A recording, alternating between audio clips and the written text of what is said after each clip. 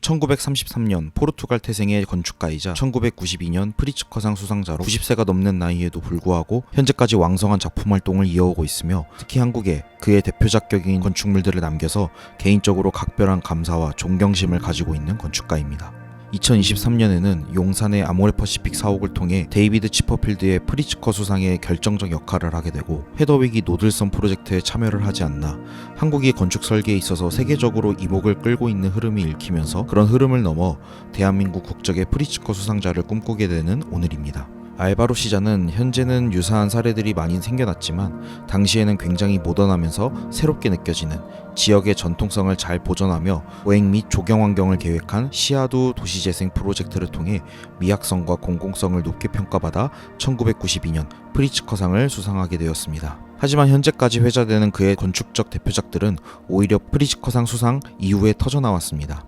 이베레 카마르고 재단, 미메시스, 산타마리아 교회, 밀라냐 채플, 포르투갈 파빌리온 등 미세계 재료로 표현되는 메스감, 그리고 과감하지만 편안함을 주는 곡선, 형태적 순수성을 탐구하고자 하는 작품들 모두 프리츠커 수상 이후에 나온 작품들입니다.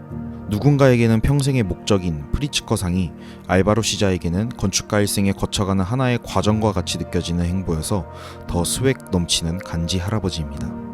그럴 일은 없겠지만 프리츠커상을 최초로 재수상하는 건축가가 나온다면 그 건축가는 알바로 시자이지 않을까 생각해봅니다. 그의 건축은 시와 같다, 시적인 건축이다 라는 평론이 많은데요. 뭔가 알바로 시자를 잘 설명하는 것 같으면서도 정확히 왜 이러한 평가가 나오는지 설명하기 어려운 애매한 부분이 있습니다. 또 그의 건축물은 외형과 인테리어 공간 모두가 일체화를 지향하는 형태적 순수성을 추구하는 특징이 있습니다. 이 말도 여전히 애매한 느낌이 있죠. 위의 평가들을 제대로 이해하기 위해서는 그와 극명히 대치되는 건축을 탐구해볼 필요가 있습니다. 근대 건축에서 실용주의와 이성주의의 선두에 있었던 미스 반데로에는 그가 설계한 건물을 마치 사람과 같이 피부와 뼈의 건축으로 설명하였습니다. 건축물은 마치 사람과 같아서 특히 철골 기둥과 보 등 구조적인 요소는 뼈로, 커튼홀로 대표되는 유리는 피부로 대응된다는 비유입니다. 사람의 몸처럼 응력과 구조적인 부분은 뼈가 담당하고 내 외부를 구분짓는 경계는 피부가 담당하고 그 사이에 생기게 되는 비어있는 공간을 통해 기술과 생산 시대의 다양한 프로그램에 유기체적으로 대응한다는 것이 미스 반데로의 건물에 대한 견해입니다. 그래서 미스 반데로의 대표작인 시그렌 빌딩과 뉴 내셔널 갤러리는 70년이 지난 지금 보아도 아름다울 뿐만 아니라 실용성에 있어서도 더할 나위 없이 높은 평가를 둘 수밖에 없죠. 하지만 알바로 시자의 작품에는 건축물이라면 당연히 있어야 할 기둥 하나 찾기가 여간 쉬운 것이 아닙니다. 그가 설계한 건축물, 아니 어쩌면 그가 그은 선은 곧 구조이자 공간이고 형태가 되기 때문입니다.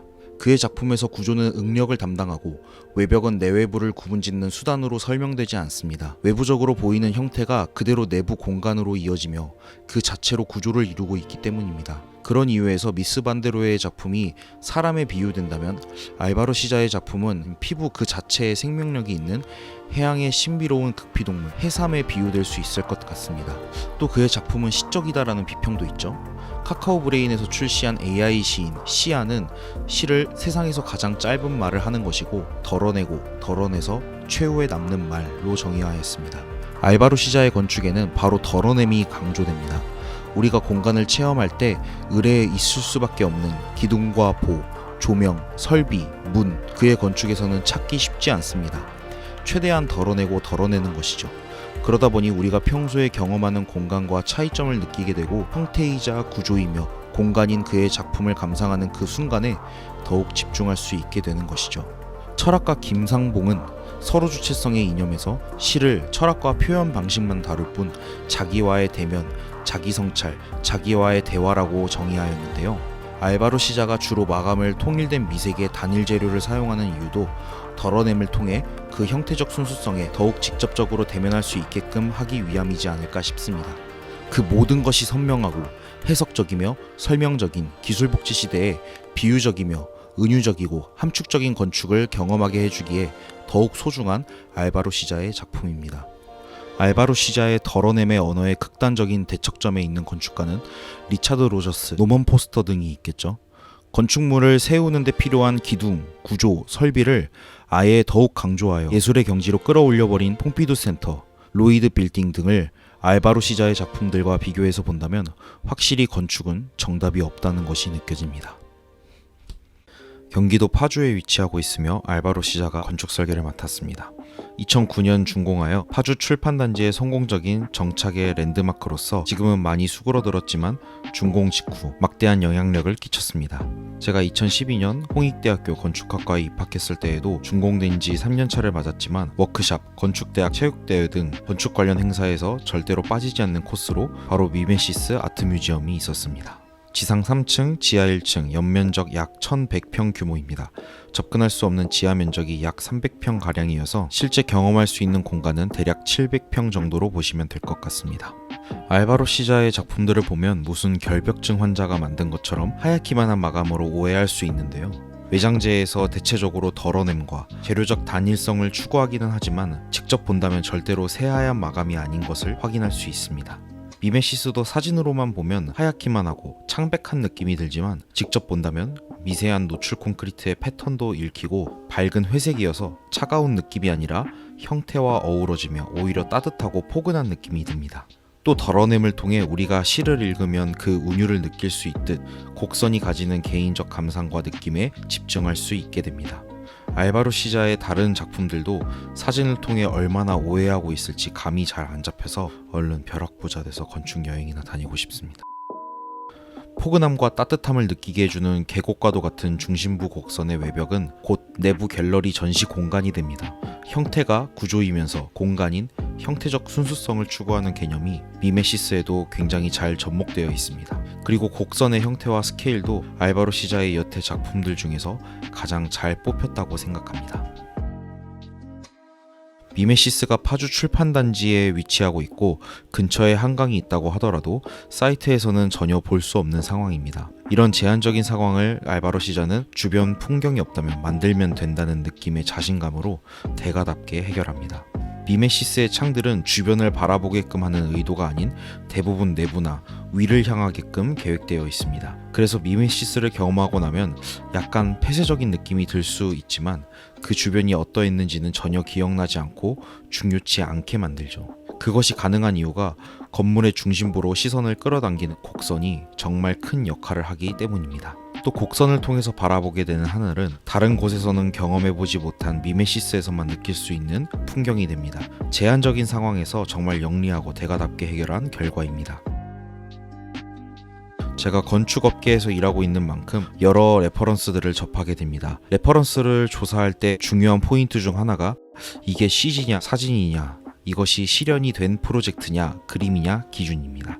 왜냐하면 우리는 예술가가 아니고 디자이너이기 때문에 현실 세계에 구현하기 위해서 형태적으로 매력적이지만 실현되지 못한 것, 또 실현된 것, 그 사이의 접점을 잘 찾아가야 하기 때문입니다. 회의하다가 과연 이것이 CG냐 사진이냐 1시간 넘게 토론했던 사진이 있는데요. 바로 낸도스 커버트 게스트하우스입니다. 유리창 프레임 하나 찾아볼 수 없을 정도로 스라를 잘 맞춘 마감, 조경이 심긴 디테일, 또 걸레바지와 냉난방기 하나 보이지 않는 실내 공간이 CG와 사진의 경계 어딘가에 위치하고 있는 이미지들의 연속이어서 굉장히 혼란스러웠습니다. CG라면 감각적이고 매력적인 이미지를 만들어낸 실력자이고 사진이라면 실제로 게스트하우스에서 묵기 좀 무서워지는 그런 프로젝트네요. 미메시스로 돌아와서 미메시스의 외관도 앞선 레퍼런스만큼은 아니지만 조금 과장을 더해 이것이 CG인지 사진인지 구분하기 쉽지 않습니다. 모델링을 하는 사람에 따라 창틀과 조경, 디테일한 가구까지 표현하는 것도 실무에서는 충분히 있는 일이니까요.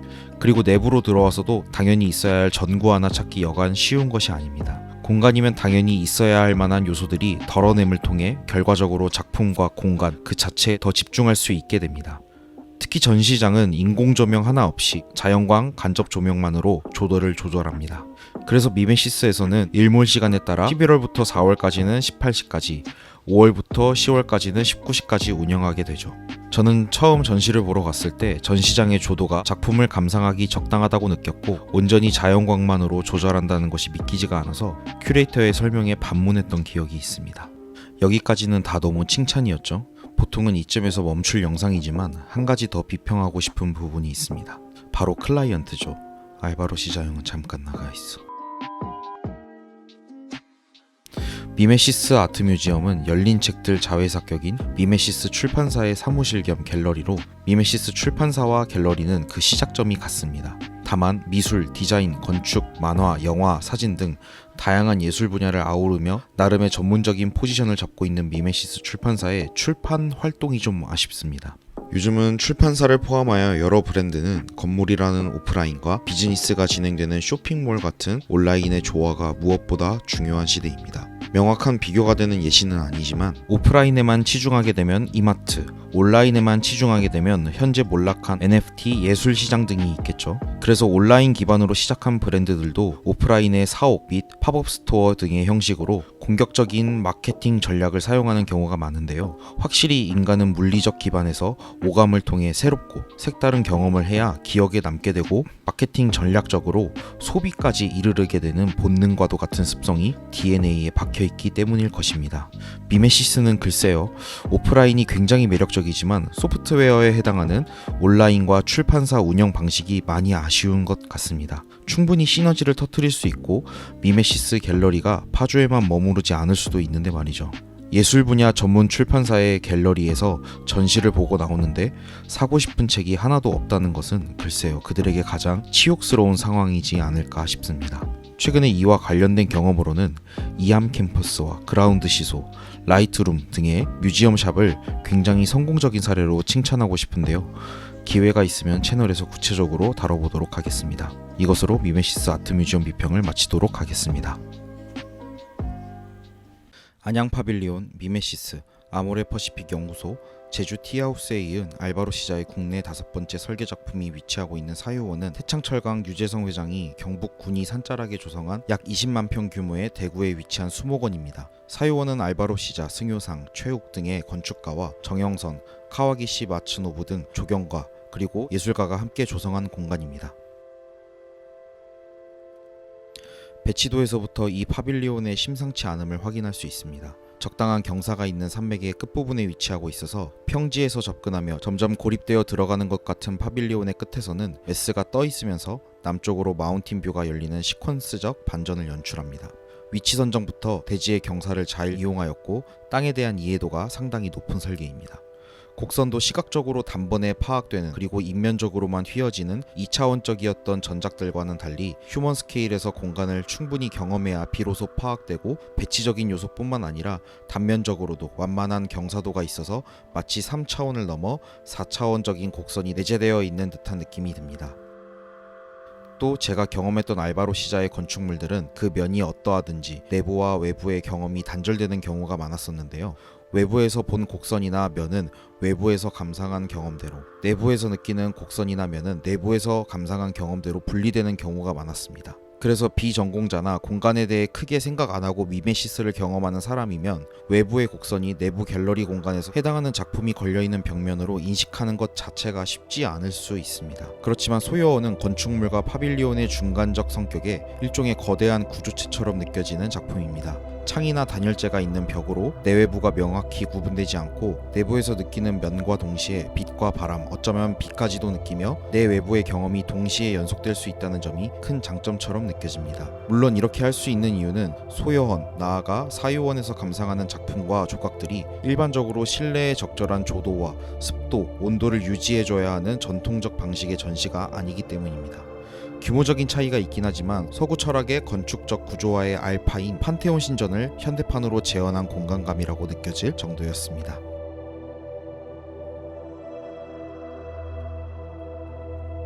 재료는 노출 콘크리트로 나무 텍스처를 새겨놓았습니다. 큰 면들이 만들어질 수밖에 없는 상황이지만 그 면을 텍스처가 거칠게 살아있는 디자인을 선택하다 보니 단조롭지 않고 또 비나 바람 등의 외부 영향에서도 단기간에 부식되거나 색이 금방 바래지지 않는 유지관리 측면에서도 유리한 부분이 있습니다. 알바로 시자 치고는 거친 마감이어서 의외이긴 하지만 알바로 시자 스스로의 디자인 관성적이지 않은 특별한 작품이기 때문에 더 높게 평가하고 싶습니다. 요즘 많이 사용하는 디자인이라 별도의 코멘트는 하지 않고 헤르조그 드메론이 설계한 송은에 대해 마치 나무의 텍스처를 살린 노출 콘크리트는 이렇게 사용하는 거야 라고 한 수 알려주는 듯한 연출입니다. 소여원의 작품들 또한 알바로 시자가 직접 디자인한 조형물입니다. 정말 공간과 함께 조형물이 주는 텐션이 어마어마합니다. 애초에 소여원은 피카소의 게로니카와 임신한 여인 작품을 전시하는 것을 염두한 현실화되지 못한 1992년 프로젝트인 유럽 캐피털 오브 컬처 디자인이지만 클라이언트와 합의하여 사유원의 그 디자인을 착안한 설계를 했다고 합니다. 개인적으로는 피카소의 작품들보다는 알바로 시자가 직접 디자인한 작품이어서 의미적으로나 결과적으로 더 훌륭하다고 생각합니다. 로스코 채플, 지중미술관, 오랑주리 미술관 등 작품과 건축물의 물화일체의 경지를 이루는 몇몇 사례들이 있습니다만 한국에서 이 정도의 일체화를 이루는 경험은 분명 해보지 못했습니다. 특히 한국인이라면 약간 더 극도의 텐션을 느낄 수 있었다고 생각하는데요. 알바로 시자의 두 작품이 전혀 상관은 없겠지만 두 영화의 시퀀스를 생각나게 하기 때문입니다. 봉준호 감독의 2006년 작품 괴물에서 현서와 세주가 생존과 탈출을 위해 숨죽이며 괴물을 바라보던 그 구도가 다른 작품은 잠시라도 눈을 떼면 페이스허거가 나와버리는 것은 아닌지 알바로 시자가 전혀 의도하진 않았겠지만 극도의 불쾌한 긴장감을 느끼게 되었습니다.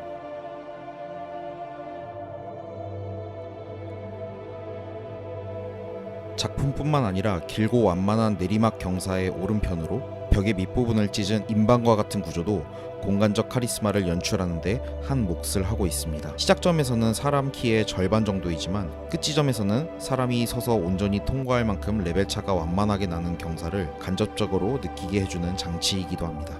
시선을 인방구조의 밑으로 유도함과 동시에 대지에 가깝게 붙어 낮게 자라며 퍼지는 좁눈향을 마사토에 심어놓은 것과도 아주 조화롭습니다. 작품이 달리기 전 준공 사진에는 축구장 마냥 격자 패턴의 잔디가 심어져 있었던 것이 알바로 시자의 중정 정원 계획이었던 것 같은데 사실 제가 알바로 시자 작품들에서 건축물과 조화를 이루는 조경 계획이 돋보이기는커녕 읽히는 사례를 본 이력이 없고 아쉬운 부분이긴 하지만 알바로 시자에게 퀄리티 높은 정원 계획을 바랄 수는 없기에 이건 클라이언트가 바꾸기를 아주 잘한 것 같은 결과입니다. 소여원의 디자인이 애초에 유럽 캐피털 오브 컬처를 위한 디자인이었다 보니 동양적이고 한국적인 요소를 찾기 어렵지만 남쪽을 향해 나 있는 창으로 본 지극히 한국적인 자연 풍경과 좁눈향으로 조성한 중정으로 그 아쉬움을 충분히 상쇄하는 것 같습니다.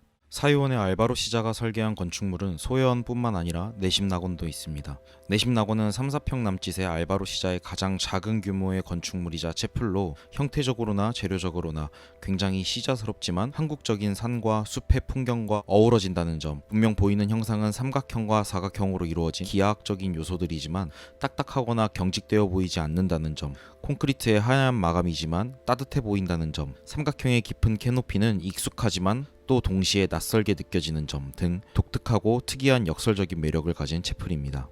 괴로웠던 사나이, 행복한 예수 그리스도에게처럼 십자가가 허락된다면 모가지를 들이우고 꽃처럼 피어나는 피를 어두워가는 하늘 밑에 조용히 흘리겠습니다.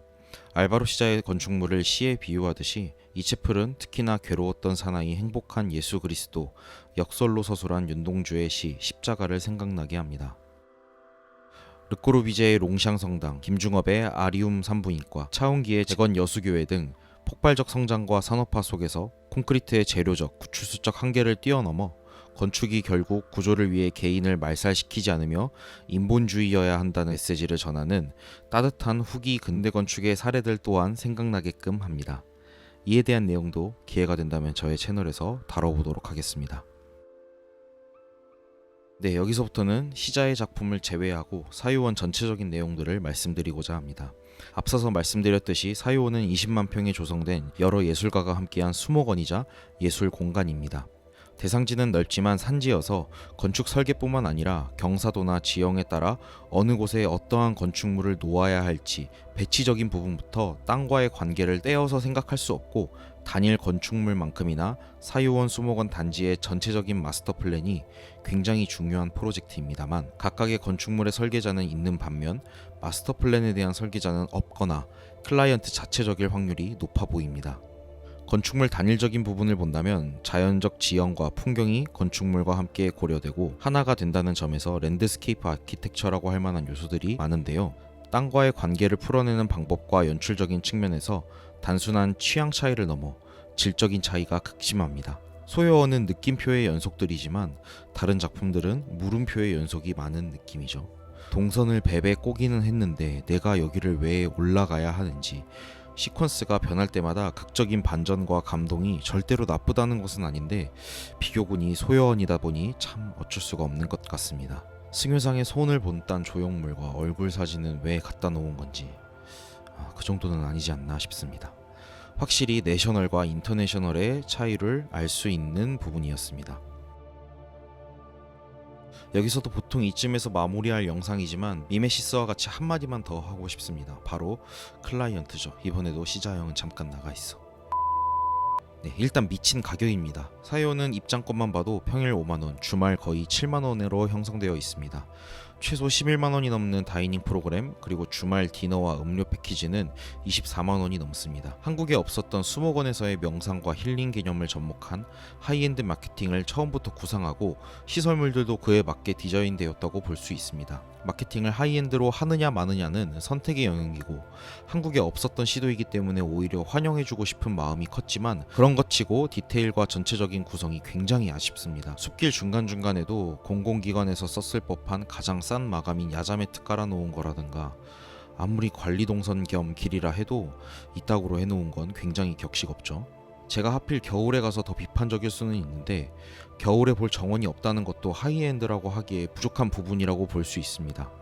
정원이 원래 겨울엔 볼 게 없는 거 아니냐 라고 할 수 있지만 그것은 오해입니다. 정원의 종류 중 윈터스 가든이 있고 상록수나 그라스를 전략적으로 이용해 그 위에 눈이 내렸을 때의 풍경까지도 디자이너로서 염두해야 한다고 생각합니다. 적어도 하이엔드 수목원으로 돈을 벌어 먹으려면 말이죠. 가장 메인으로 삼는 모가나무가 있는 정원이 겨울에 가면 초라해 보일 정도로 겨울에 대한 대비가 없다면 가격을 다르게 받던가 그냥 아무 생각 없이 이건 무조건 비싸게 받아야 해 하고 또 사람들은 여긴 비싸니까 다른가 봐 하고 또 뭔가 안 가면 안 될 것 같은 숭배의 대상이 되어버리고 개인적으로는 좀 불편하게 느껴졌습니다. 본래의 목적을 잃어버리고 광기로 가는 대한민국 자본주의를 아주 잘 보여주는 느낌입니다. 그리고 제가 갔을 때 먼 걸음 하는데 내신 나건 소대 못 보는 상황이면 그런 대로 대책을 강구했어야 하는데 참 아쉽습니다. 겨울이라 추운이 마련해 놓은 게 핫팩과 초코바 딱 해놓고 욕먹기 좋은 사례라고 볼 수 있죠. 그리고 하이엔드 수목원이라면 길이 단순히 다음 파빌리온으로 가는 통로가 아니라 그 중간중간 머무르고 싶게끔 만들거나 그곳에서의 풍경이 특별하게 느껴져야 하는데 그런 고려도 전혀 없었습니다. 그래서 길이 굉장히 길고 지루하게 느껴집니다. 대규모 수목원 단지로서 앞서 언급했듯이 마스터 플랜이 단일 건축물 설계만큼이나 중요한데 마스터 플랜 설계자가 없다거나 클라이언트 자체일 것이라고 추측하게 되는 부분도 바로 부족한 구성의 짜임새 때문입니다. 비하의 의미는 전혀 없습니다만 구성적인 측면에서 화담숲보다 못합니다. 그냥 산이라서 좋아, 공기 좋다 하고 좋게 봐줄 사람들도 있긴 하지만 디자이너로서 생각한다면 혼나야 할 부분이죠. 등산과 캠핑의 여가생활 특화를 이루고 있는 우리나라에서라면 특히 이게 등산과 무엇이 다른 수목원의 길인지 연구하고 탐구하고 더 신경 썼어야 할 부분인데 배짱장사죠. 앞서서 말씀드린 부분은 사유원 스스로에게 굉장히 치명적인 부분이라고 생각됩니다. 정원 그리고 수목원은 규모가 크기에 조성하는데 큰 금액적 투자가 필요하고 건축물에서도 수목원과 대지를 활용한 랜드스케이프 아키텍처를 기획하는 것은 동일 면적 대비 비용적 부담이 더 큰 과감한 선택입니다. 그러면 그럴수록 수목원을 방문하는 사람들이 한 번 오고 말 것이 아니라 사유원에서의 봄, 여름, 가을, 겨울 계절별 변화를 궁금하게 하고 그 안에서 정해진 판매 프로그램 외에 방문객 스스로의 스토리가 만들어지게끔 하고 그것이 결국 재방문으로 연결시키게 되는 리텐션이 무엇보다 중요한데 제 최종적인 경험의 소감은 금액과 먼 거리로 고생하는 것 대비 얻을 게 알바로 시작 소연 말고 없네여서 이에 대해서는 영상을 보고 계신 분들이나 사유원을 경험해 보신 분들의 다른 의견도 들어보고 싶습니다. 명확한 비교군은 아니지만 영종도에 위치한 초대형 복합 리조트로 2024년 런칭한 인스파이어 엔터테인먼트 리조트를 마케팅적으로 말씀드리고 싶습니다. 인스파이어는 미국의 카지노 리조트 운영업체인 모이건의 자회사로 모이건은 북미 지역 7개 복합 엔터테인먼트 리조트를 소유, 개발, 운영 중이고 2021년 라스베가스 버진 호텔 내에도 카지노를 개장한 회사입니다. 인스파이어 엔터테인먼트 리조트도 무슨 라스베가스에 있을 법한 어트랙션으로 국내를 넘어 동북아에는 없던 규모와 프로그램으로 런칭하였습니다. 적어도 국내, 나아가 동북아에 없던 것을 런칭하고자 한다면 그곳에서 하루를 묵는 사람이든 한 달을 묵는 사람이든 커피 한 잔만 하러 온 사람이든 식사만 한 끼 하러 온 사람이든 각각의 상황마다 즐기고 향유할 수 있게 복합적이고 다양한 수익 구조와 프로그램이 전략적이고 치밀하게 짜여야 합니다. 그것이 곧 고부가 가치를 창출하는 소비로 이어지게 하는 필수적인 요소라고 생각하기 때문입니다. 그들이 자선사업가나 예술가라서 마치 라스베가스의 전구쇼나 분수쇼 같이 전혀 수익성을 낼 수 없는 통로에 LED로 뒤덮은 미디어 아트로 조성하고 쇼핑의 중간중간 쉬는 공간을 홍보할 정도로 중요한 요소로 마련해 놓은 것이 아니죠. 다양한 소비와 경험이 어색하지 않고 자연스럽게 이어지게 되는 요난류 역할로서 필수적이기 때문입니다.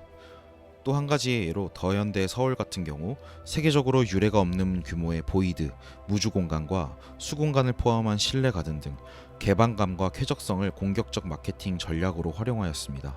그 결과 2년 6개월 동안 방문객 1억 명 돌파, 2023년 매출액 1조 원을 달성하는 정도로 엄청난 성공을 이루었지만 작년 2023년 8월 기준 방문객 한 명당 소비액이 2만 원 수준에 그치는 것으로 조사되었습니다. 매장 면적 대비 영업 면적이 현대백화점 평균 65%인데 더현대 서울은 51%인 것을 보면 이렇게 큰 건축물의 절반은 공용 공간이라는 뜻입니다. 게다가 공용 공간을 이렇게나 잘 조성하고 여의도 상권의 새로운 활력이자 재발견을 한 엄청난 시도를 해놓고 실제 백화점 매출의 상당 부분을 차지하는 세계 3대 명품관이나 VIP, VVIP만을 타겟팅으로 한 마케팅에는 비교적 등한시하거나 초기 협상이 불발된 결과라고 볼 수 있습니다. 사유원과 정반대되는 사례였습니다. 그래도 2023년 루이비통을 포함하여 다른 여러 명품 브랜드들을 입점시키고 있다고 하니 더현대는 돈 욕심 좀 더 내셔도 될 것 같습니다. 여태까지 한국에 없었던 하이엔드 수목원인데 너무 깐깐하게 보는 거 아닌가 싶을 수 있습니다만 우리나라에 많은 리조트가 있지만 새로운 개념의 초대형 복합 리조트인 인스파이어를 런칭하며 여러 전략적인 준비를 한 것처럼 우리나라에 수목원은 많이 있지만 기존에 없었던 명상과 힐링, 체험형 컨셉의 하이엔드 수목원을 런칭할 것이었으면 서비스나 프로그램, 나아가 숲길을 걷는 중간중간의 디테일한 부분에 대한 고민도 훨씬 더 깊게 했어야 한다는 것이 개인적인 아쉬운 점입니다. 최종적으로 타지로의 여행 경로에 사유원이 비교적 가깝게 겹칠 수 있다면 알바로시자 작품을 보러 한 번 정도는 가보시고 수목원으로서는 추천드리기 어렵다는 게 결론입니다. 이것으로 사유원 및 알바로시자의 작품에 대한 리뷰를 마치도록 하겠습니다.